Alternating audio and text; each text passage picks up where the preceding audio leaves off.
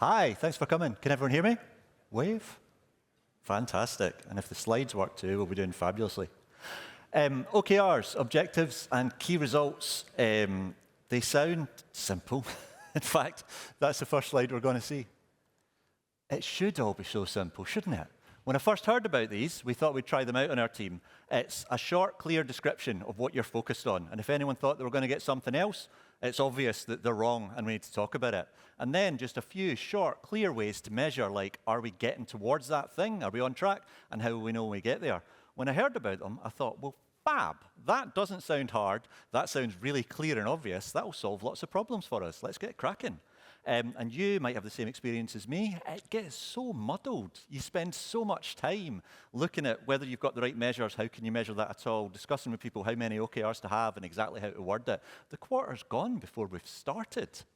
I've looked back in my career at things that have worked or not. I've done some history research to try and find out, is this what people meant in the first place? And hopefully, over the course of this talk, we're going to fill in 10 things that you maybe didn't know about OKRs before. I certainly didn't when I started. And I hope you'll find at least 7 of them useful to pick an arbitrary measure. To start, I wanted to start with OKR's origin story. John Doerr is a person who's introduced them to the world. He's used them at lots and lots of different companies and helped evangelize. And he wrote this book, Measure What Matters, in 2017. So that feels like a good place to start. It includes the very first stories of OKRs. He didn't invent them himself. He learned them at Intel from somebody called Andy Grove, where he didn't use the famous acronym, but he did say, here's our objectives. Here's every quarter we're going to get to such and such a place, and here's a few key results we're going to measure. So it is the exact format we're used to today. And the book talks about one of the very first uses of them. In December 1979, at Intel, a field sales engineer got worried as more and more customers who he tried to sell Intel's tech to were talking about Motorola. They were doing very similar things for a cheaper price, and I think Intel had not realized that they were about to lose their lunch, as more and more folk are saying, that's the same thing, but it's less. As a field sales engineer passed it on to his boss, who fed it up to senior management, the company at once gulped and realized they had been sleeping on this. They had no idea, but asking around, and now they've realized they're in trouble. They need to do something different. That was in early December. By mid-December, the whole company was pointed in a different direction. The first draft of company-wide OKRs for here's what we're going to do different was out, and people were already working on it. As I read that story, my reaction was, they're so fast. Is that the usual reaction you have when you do OKRs? That stuff I talked about before, like endless going in circles and thinking about, is this what we want and what's next? This feels completely different. Like, that mid-December phase was the run-up to the holidays when lots of companies struggle to do any hard work. You're on the wind down. And it's definitely something Motorola talked about at the time. The book is a quote from a Motorola manager who says, I couldn't get a plane ticket from Chicago to Arizona approved in the time it took for you to launch a whole new company-wide strategy. That feels important. Intel's website has got a really nice timeline for lots of things in Intel's history, and they've got lots of the adverts you can see from the time. They were trying to reposition themselves as your choice of technology for this kind of stuff is the most important you can make for the next few decades. You're tying yourself to a platform. You want somebody who understands your industry, who has excellent documentation, who's going to be releasing new features again so you don't have to migrate. And did you know Intel do that? We're doing it now. So that meant changes in the sales brochures. It made changes in the tech and the way you document things. Every part of the company had work to do. And within a few months into early 1980, half of the people at this 2,000-person company were doing work directly to do with this top-level OKR. And the other half of those 2,000 people were told, as soon as somebody realizes something you can do to help achieve that, park what you're doing and get on it. That was not a small place, 2,000 people, and in 1980, I think their capitalization was $1 billion. But that's a company that's turned around, and it's got a sole focus. And again, when I think about when I've seen OKRs used, I've helped install them across multiple teams. It kind of feels like this team gets one, and that team gets one, and this team gets one. And any question of them adding up is done carefully at the start. There's not that, as soon as you know, drop it and get over there. The book goes on to show some of those very first OKRs, the actual ones that were used. So here's the whole top-level objective early in 1980 with things about develop a new benchmark and get the new blazingly fast 8 megahertz part into production. and they've got dates on things, and that translates for different departments into other OKRs. It cascades down. And you can see here some for engineering. Deliver this by April 5th, do this by May 15th. Do you know what I thought as I read through some of these? They're boring. Now, I don't want to be insulting like this. This is a really successful company, and I really believe that these help them. Huge success here and other places. But this is in such contrast to everything I've read and been told about OKRs being inspirational, being outcome-focused, not about project management and ticking off tasks. Like that thing about getting people excited and focusing on things that really matter seems absent. This book gets a lot of stick for that, actually, because lots of the examples that John Doris picked throughout are that kind of same prosaic, let's get these things done by those dates. And I'm not saying that's the best way to do it. I think what's interesting is if the person who's popularized OKRs more than anyone else and the companies that we're copying because they had success from them aren't really focused on that kind of outcome and objective thing, maybe they're not that key to what makes OKRs successful. I could believe that focusing on the outcomes and making them inspirational is important too, but the fact that it's not intrinsically what OKRs are and how they were used initially, I just think that's something people should mention. And now I have. We're moving out of the 80s now. We will get to the present day, but stick with me throughout the mid to late 90s next as we talk about.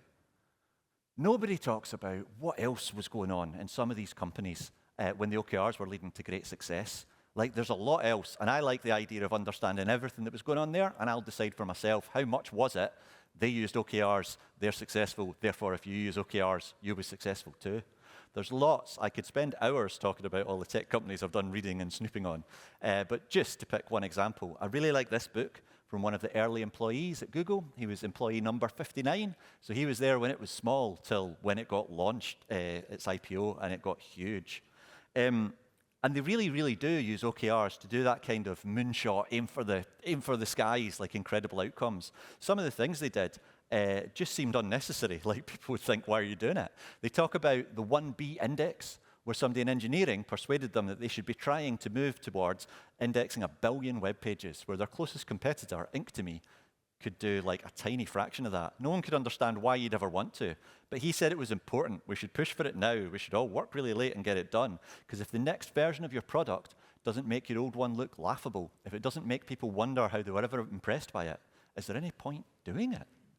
And lots of the stories in there about what Google did was really like pushing the boundaries of what's possible and made the modern internet what it is today.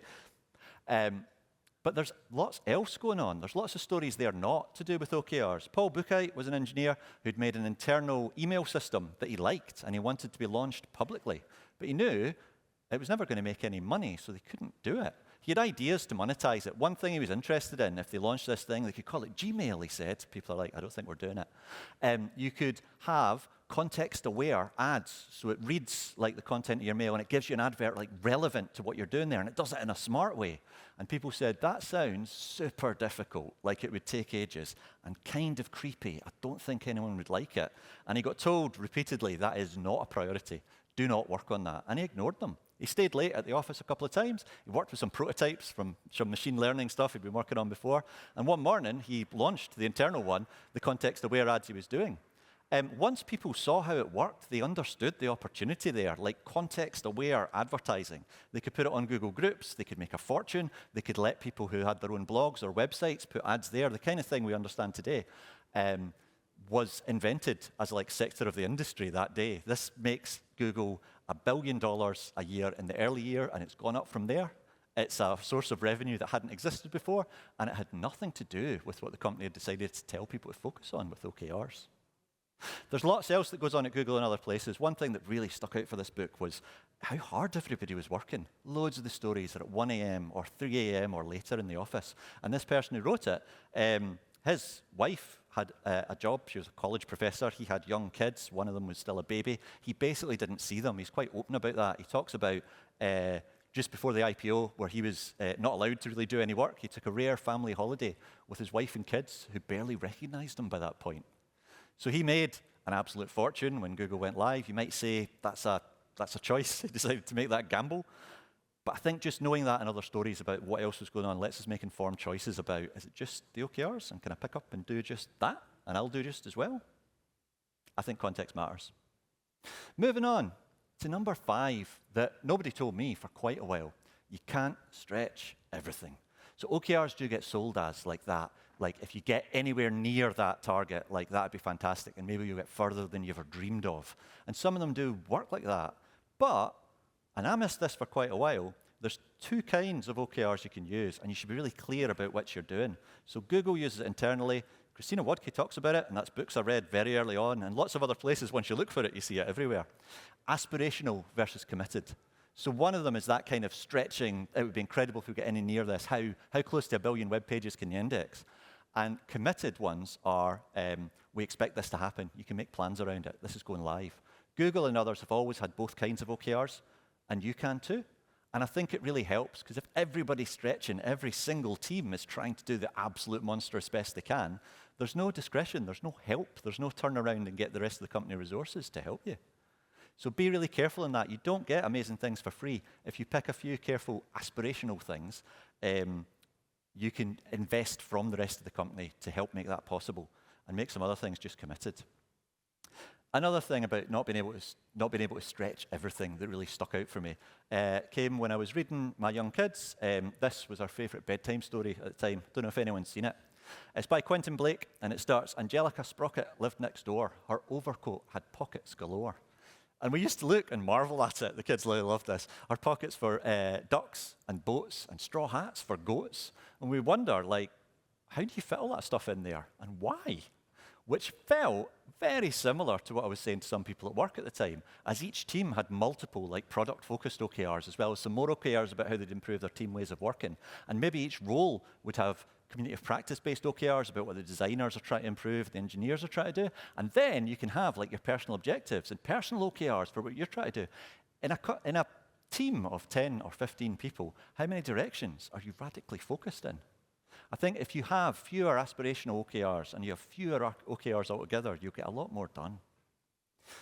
Next up, I would like to share with you, you can never pick the right measures, and this makes me feel a lot better. For Goodhart's Law and lots of other reasons, right, you cannot ever pick the perfect measure that if we do that, we get the outcome we want. So don't worry too much about it. Your OKR, your objective is in human language, like describe the future you want to see, where users keep coming back, where people are delighted to use your product, whatever you choose. And your numbers are only your best guess of if these numbers change. I think that world will come true. And then book in reflections. You need to keep coming back to either we can't actually move those numbers, or we've moved those numbers, and it turns out there's ways to do that that don't make any of the customers happy at all or make our business any money. We've learned, and we can pick better numbers next time.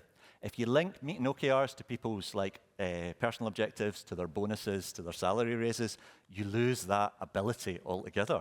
So keep it separate. This is our best guess, and here's what we'll do. Another thing about the right measures, there's a real drive to get teams to choose the big picture, the business strategy, the real users will really care and we'll be a different business if we pick the right numbers. John Cutler has a thing about mandate levels that describes the different levels of impact that teams might be doing. So sometimes it feels like you're getting asked to talk about big picture strategy things, but you're just getting handed things to build in your team. I think being honest about that is really important. So if your team is operating at a level where you have to build exactly this, or a few levels up where you have to look into something but the overall strategy is set, you should be aiming to like pick key results there and set objectives around about that. I really like this because it moves away from that dichotomy of the team decides absolutely everything versus the business tells them everything to do. Those aren't your only two choices. And there's work that needs doing at all these different levels. It's all important. So you can talk about over time, are we doing more and more in areas we don't want to? Do we want practice in somewhere else? Using that is good, and matching the things you say you're trying to impact to the level of discretion your team actually has just makes it feel a lot less than a headache. Do you know another thing about OKRs? Nobody told me for a long time. You don't need them at all. And if you're enjoying this, Lead Dev has a ton more to offer. I'm quite fond of the articles. I feel like Lead Dev blogs are my favorite, and it's been really, really useful to kind of create these more meaningful connections as well. If there's something you're struggling with as an engineering leader, there's a pretty good chance that Lead Dev has published something that addresses it. So make sure you check out leaddev.com.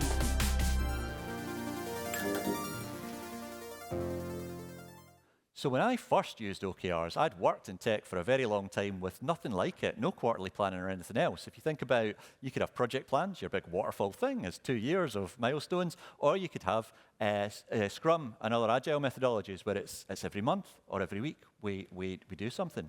You don't necessarily need to pick an objective every quarter and fit for it. But as they've gradually spread across the whole tech industry, the question seemed to be, how can we make OKRs work better for ourselves? Or what else can we do for quarterly goals if it's not OKRs? Like, everything you do, every new habit, every process in your team, it adds weight. It's overhead. It's time you have to spend thinking about it and updating people on it and deciding the next one. And everything has to justify its weight. And what if you did less of it? What's the least we could do? The lightest you could make your planning, the lightest you can make your updates. There's a lot of good agile things about that. And for OKRs, like, the least you could do is nothing. Wouldn't it be great? And what if you did nothing? Like, what would that mean? One thing I think it probably means is going from sprint to sprint, or however you organize your work, it sometimes feels like every week or every 2 weeks, unless there's a big thing you're working on. Every 2 weeks, it's what should we do? Well, we could do anything. How do you pick? And OKRs help with that, because over the next 3 months, we're moving in this direction, therefore I know what to do. But all that's really done is kick the question up a level. And every 3 months, maybe we should just do something total different as we flail about in different directions and you get goal of the quarter whiplash. I think what you need, and what I've seen lots of teams lack, is a strategy. I don't think there's any clear definition of exactly what that means, but a book I've really liked is Good Strategy, Bad Strategy by Richard Dromelt. And he talks lots of times about a strategy as it's about making choices. There's whole worlds of hopes, dreams, and aspirations that you have to say no to. And as you do that, as you get something sensible, as you get his framework that he recommends, is just 3 simple things. How do you frame the challenge you're facing right now? Therefore, what's your policy? What kind of actions will you do? What way are we approaching this right now? And that gives you a set of actions that don't fight against each other. They're all adding up to something and can last for years at a time until you decide the strategy isn't working or it's done now and we move on. That helps you really think through what the issue is, and it also helps you have something longer term. So your OKRs every 3 months, or your sprint planning or whatever, is picking things to help with this bigger one. So why are we doing things moves up to the right level where it should be, and you're picking your OKRs can be much, much easier. Should we stay on that bet we had last time and keep moving those numbers? Or is it time to choose something else that sensibly fits in with what we've got here? It makes all the difference in the world, and OKRs are not for replacing strategy. The other things that OKRs can really help with, if you want to use them, I like the idea of time boxing. So when Scrum first got invented, at that time, lots of companies released things maybe once a year or less, because it was a nightmare. When you release something, there's weeks of manual testing, and then weeks of not sleeping as you try and undo all the problems and stuff. The idea of let's release something every single month was mind-blowing, but it really makes you think, how can we make that possible? So everything we have today about tests, automated tests, about chunking into small batches and stuff came from, how can we possibly get some tied up in production release once a month? And that very quickly changed from once a month to once a week to the 10 deploys a day talk from Flickr. I think OKRs at the 3-month level can be really useful for that as well. The idea of what might we want to do, what options might we be able to try out with actual users, how might we be able to measure that and do something different? If doing that cycle inside of a quarter from nothing to live and measured and changing direction if it's not working, if that seems impossible when you first try it, keeping that time box on is super useful. One other thing I've really liked OKRs for is understanding other teams' priorities and are they going to be able to help me. For a long time, I didn't have this tool that's come out more recently, Emily Webber's Team Onion, which is a website and a book, and it's really useful for talking about I'd love an autonomous team that can do things on its own, but we need to work together on this or that. So the idea of spending political capital or just talking to other teams about what is their actual priority. If their OKR is radical focus on something that has nothing to do with supporting the thing you will need to work together with them on, this is not a good time for you to make that your OKR. So if you're in any kind of size of company where there's any kind of dependency between teams, this kind of visualization is useful. And then talking about when's the right time, if everyone syncs up on, we'll change our focus at set dates, it can be good. We're getting up there. We've got 7 out of 10 things. We've still got time to talk. So let's see if we can get those last 3 things that might be useful. I talked about how you don't need OKRs at all, but that pairs really importantly with the 8th thing that nobody maybe tells you, dropping them can hurt. There's a good blog from Noble They've got lots of at one point, I thought they were sitting behind me in meetings and making notes about me because they're looking over the shoulder. And they have a painful-to-read blog about change theatre. They talk about, like, every time you and your company brings up something that's going to be quite hard for people to spend time understanding and put effort into dealing with, like these OKRs. It's not just like setting goals. You have to set the right goals, and you have to do the measures, and we have to talk about this. You get everyone together, and you ask them to put lots of time on it. You can start to feel like, well, this isn't actually working for us, and I don't know what to do about it. It feels muddy, and it can seem tempting to just quietly stop talking about it, and they're kind of gone. People say, are we still doing that? I've not heard it for a while. You can do that with lots of topics, lots of big initiatives, ask for people's attention, and then just drift away. And it says over time, this can remove your ability to change anything. It's like a ratchet effect for cynicism. So every time something sounds difficult and time-consuming, and I'm busy anyway, and you've got an idea for something to change, the more tired people get, the more cynical they are about this will just get ditched. So don't just ditch them without talking about them. It pairs... A better way to introduce OKRs is to explain, I think these could help us, here's how we'll know, and here's where we'll review it. And that pairs really nicely with, I'm glad we tried them, I've learned a lot, but we're going to stop them now. That can be a useful pairing. If you haven't set them up that way in the first place, never fear. If you don't want to drop OKRs because you're sure they might be useful, or you can't because you're in a company where every team's to use them and you keep doing it, I do have some advice for you as well. Nobody talked to me for a long time about complements you can use with OKRs. So if the way OKRs are set up in particular isn't useful for you, there's a lot of frameworks that I think might be more helpful. And one thing I found really good is, just like Andy Grove at Intel didn't actually use the acronym OKRs, he talked about like our goals every quarter and how we'll measure them. You can say that as well. We will state our goals, like we'll have an objective, and we'll have some measurable key results. I want this number to go from there to there by this date. If that's the framework you want, and that still is OKRs, you've got lots of flexibility inside your team or to talk through with people who care about other ways you might come up with those numbers.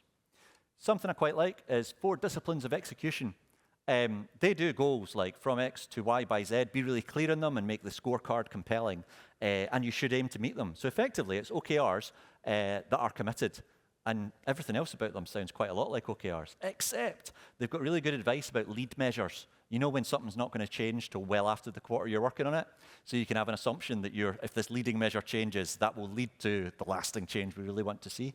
And they also talk about how not everything can be something you're pushing on. You've got a few big goals, and the whole rest of your work is just a whirlwind to try to take your attention away from them. So that slightly different focus on looking at them, if you personally or a few people on your teams are interested in looking at this and reading up on that, you can do that, and you can still state them as OKRs. Similarly, I don't know if anyone's come across this one, NCTs, which in the UK is helpful childcare classes, but online you might see something about narratives, commitments, and tasks. They're billed as, if OKRs are letting you down, if they're frustrating, use this instead, it's miles better. It's describing like more narrative about what you're trying to do, which is good. It's having committed tasks, like specific concrete things you're working on. If that will work better for you, you can do that, and it still fits in with OKRs. And you can sort of shift towards doing more of this without stopping people and saying, that old 3-letter acronym doesn't work anymore, here's a whole new thing to learn. If people care about this, you can talk to them. If they don't, you don't have to bother them. And there's lots else you can look at. So I don't know if you've seen hypothesis-driven development. It's fabulous. So looking at what do we think is a good idea and what should we change, for lots of teams, it's much more useful and interesting than anything about, can we dream up OKRs? But if you want to publicly state that as, we're focusing on this hypothesis for the next few months, here's the numbers we hope to move, and we'll learn something when they move or don't, you can dive right into that. So Barry O'Reilly's got a fabulous description. And just one more. Impact mapping. So Gojko Adzik has a good book about this, and also online he's got an open-sourced workshop that you can try introducing it to people. Some things I like about this is you say your goal, you say specifically what behaviors will change, what measurable changes will I see, and it makes you really think about, for anything you build, what change do you hope to see? What assumption are you making? Are you getting it right? And it makes you realize you're betting. As more and more things you try don't actually make the behavior change you want happen, you realize you've backed the wrong horse there. As long as you're able to have that flexibility and do that, that's good. And as long as you want to say, well, we'll focus on this for a few months and this is our goal, crack on. You don't have to officially declare OKRs are dead. The last thing that nobody told me for a long time is how long change takes. I sometimes feel like we've been trying to get these OKRs right for absolute ages. We're going around in circles, like, shouldn't we be good at this by now? I wrote a blog post about scurvy. This is relevant, I promise. The gap between the Royal Navy having conclusive proof that the terrible problem of people dying from scurvy could be cured by lime juice, and them having lime juice on their ships as standard took nearly 200 years. And there's good in the blog post that I'll link to later. There's lots of insights about the kind of important, like life-saving change people could make and how hard it is to actually get that picked up. We shouldn't feel so bad about this. And one more is about Toyota. If you read Toyota Kata, they use lots of good experimentation. They've had it working well for decades. But typically, everyone at Toyota has a mentor. And that is somebody who's worked at Toyota on the factory floor for at least 10 years before moving to that job. And that mentor has a mentor who's been mentoring people for a good many years to understand how it works and can teach you what you're doing. That, picking something and focusing on it for decade after decade, sounds like the secret of how they've got this working.